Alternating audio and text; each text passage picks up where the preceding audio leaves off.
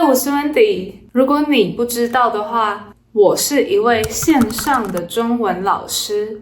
在教过上百位学生之后，我发现很多人常犯的错误其实都差不多，特别是一些看起来简单的语法或概念，就算是中文程度已经很高的学生，也经常会弄错。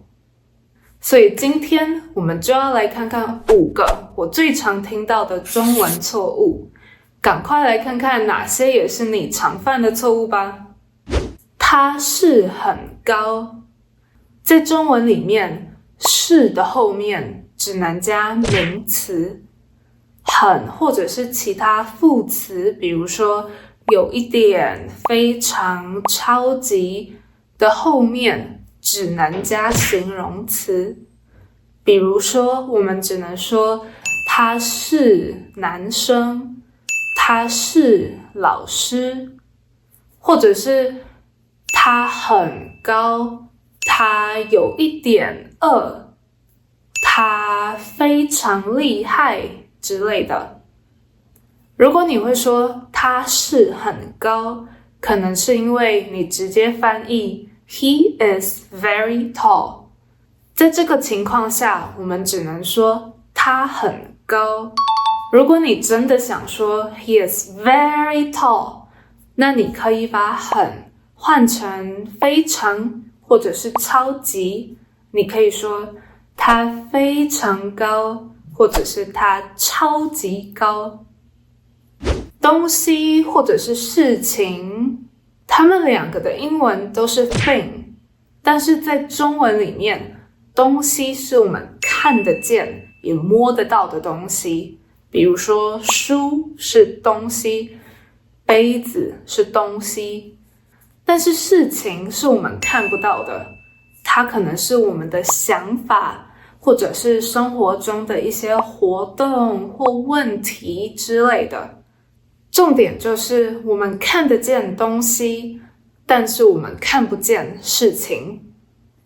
我最近见面很多人，这可能是所有学中文的人都至少会犯过一次的错误。在中文里面，如果你想要用见面，那你必须要说 A 跟 B 见面。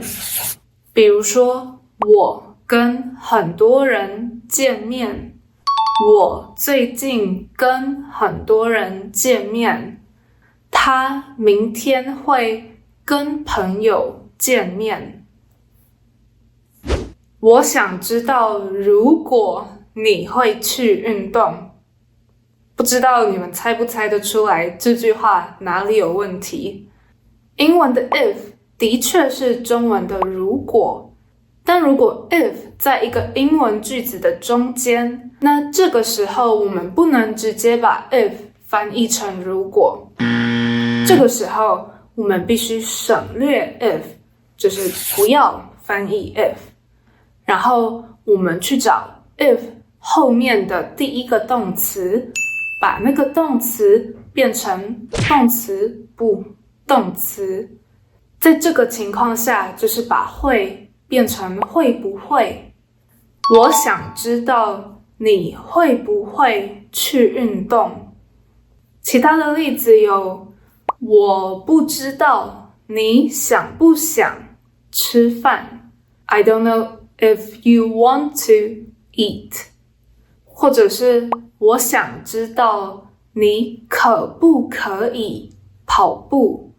I want to know if you can run。我比他不一样。如果你想要说 A、B 不一样，那你必须要说 A 跟 B 不一样。我跟他不一样。水跟饮料不一样。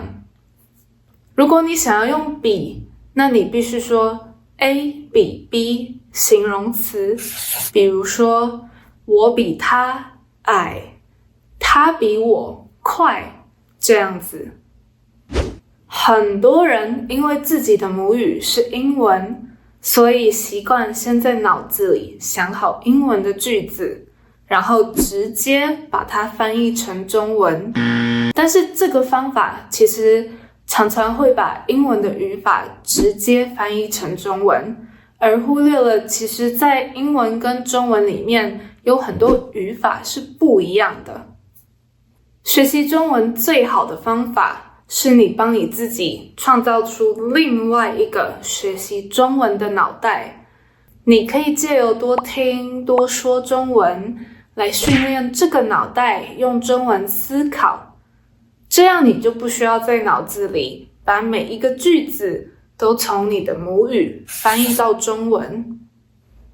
如果你喜欢今天的影片，欢迎按赞、订阅和分享。我是 Wendy， 我们下次见。